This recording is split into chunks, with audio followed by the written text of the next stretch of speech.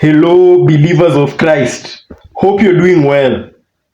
Today I'll be taking you guys through Genesis chapter 5, verse 4. And it says, after Seth was born, Adam lived 800 years and had other sons and daughters. That's the word of the Lord. Thanks be to God. So this verse has 7 main teachings or lessons we can take away from it. The first one, God gave humanity long life in the early generations. Adam lived centuries after Seth. This shows that God's original design included long, fruitful life before sin fully corrupted the world. Yes, God intended us human beings to live long, fruitful lives of over 100 years. But in general, God planned for us immortality. Sin shortened that. The second teaching, Adam continued fulfilling his purpose after setbacks. Even after the tragedy of Abel and the rebellion of Cain, Adam still moved forward with life. This shows resilience.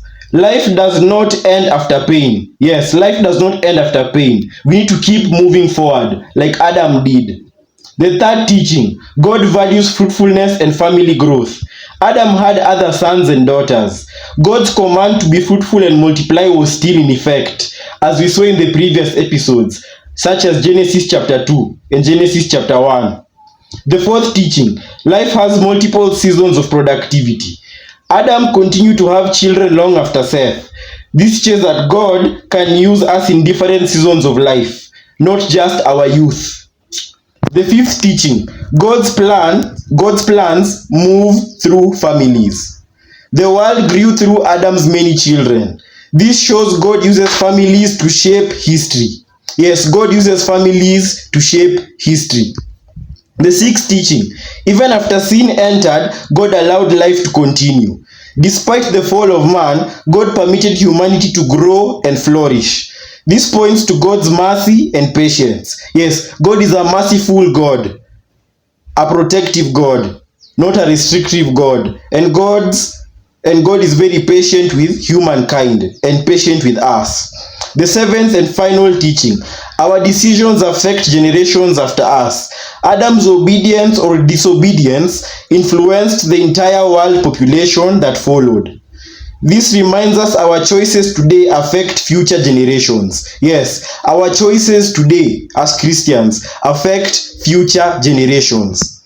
We as Christians should keep moving forward after pain. We should not stay stuck in past mistakes or losses. Our lives still have purpose.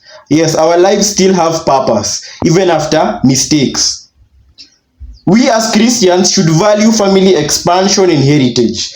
We should pray for our future families, children, and grandchildren because they matter to God. Yes, our children, our families, and our grandchildren, and our future generations matter to God. We as Christians should stay faithful in every season, whether young or old. God can still use us. Yes, whether you're young or old, God can still use you for a greater plan and mission. We as Christians should make decisions that honor God. Our choices today will influence generations after us.